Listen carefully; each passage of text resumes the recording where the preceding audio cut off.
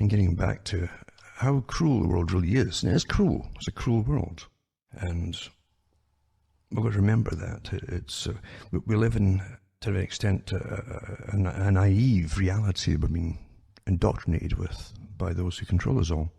And it's sad, because if you understood the real world, you would be far more, perhaps, suspicious, definitely more watchful of the powers that are around you and over you. And you'd have more say, perhaps, or you'd make time to say more about things that are happening, if you really would. You understand, this is like Christianity. Christianity was attacked a long time ago. It's still being attacked, naturally.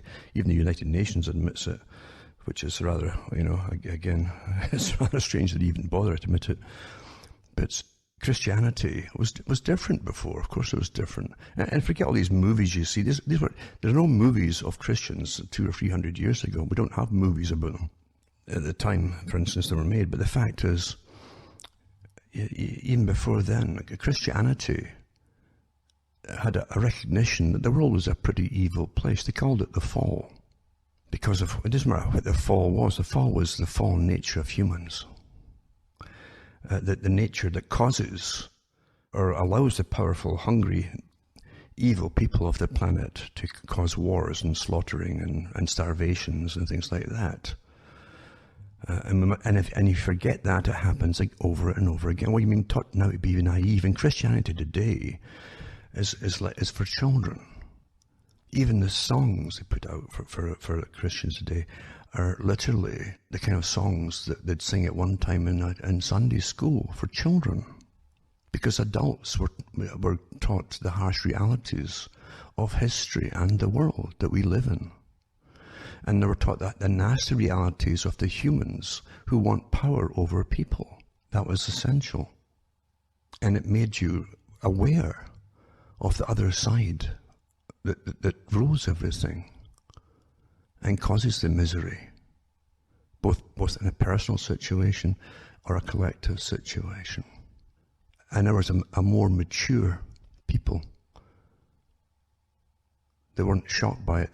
They would act on it, or they tried to head off at the past before it happened, that type of thing. But they definitely lived a different type of Christian life, for those who don't really realize that. I'm not talking about big landowners that made everybody miserable and lived like peasants. That did happen in some countries, but not in all the countries. Most of the folk were rather poor themselves, and they also had an idea of what money was and what power was from money. And so they tried to just have enough to get by, but they even taught their children not to love money and not to use it to exploit other people.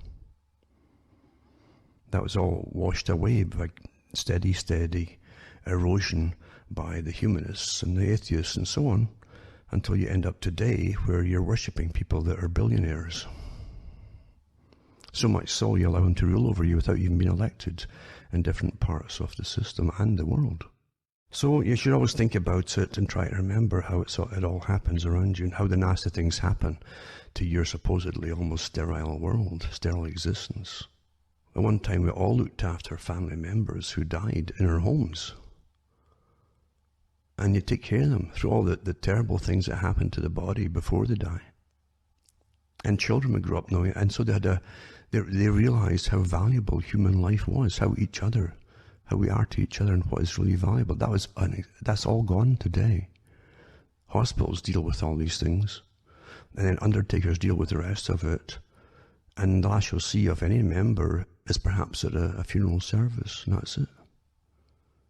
It's all rather unreal to children growing up, whereas before they were present in the homes when it was happening.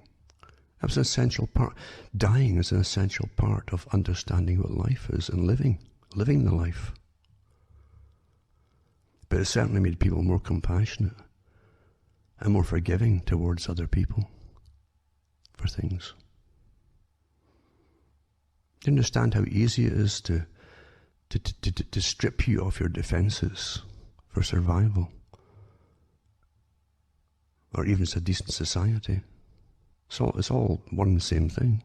I could go into, just to finish off, if I could even squeeze them in, to do with, again, your own nations. That one article, I'll just touch on it, 50,000 animals being killed in 7 years In 7 years, 50,000 at the Ministry of Defence's top secret Porton Down research base by being shot, blown up, gassed or poisoned. And they say it's the search is used to protect armed forces personnel overseas. I know these are for special forces, at least they used to. You go in and they'd shoot at sheep, for instance, to wound them all, to kill them, and then they'd go in and have to patch them up. Things like that. Yeah. That's the way it is, folks. But Porton Downs is well, they got bio warfare facilities there and everything too. You've got to think of these things. Don't turn your mind away from it because it's unpleasant. If you don't understand the horrific things that run the world or in the world, and it isn't just one nation that's got them, they've all got them, these facilities, then you couldn't make the world a better place if you decided to be ignorant of it all. It's not going to happen. Forget all this, don't look at the negative. That's not negative, it's horrible. It's a horror thing, and you must look at it. It's the only way change can ever happen. Another article, to the past Porton Down can't hide. And about Britain's nerve gas tests, etc. I would use them on young airmen, volunteers, etc. But every country did that. Canada did the same thing too. Did articles back in the 80s about Canadians, the last of them who were sprayed overhead by aerial spraying on battlefields, like the practice battlefields inside Canada.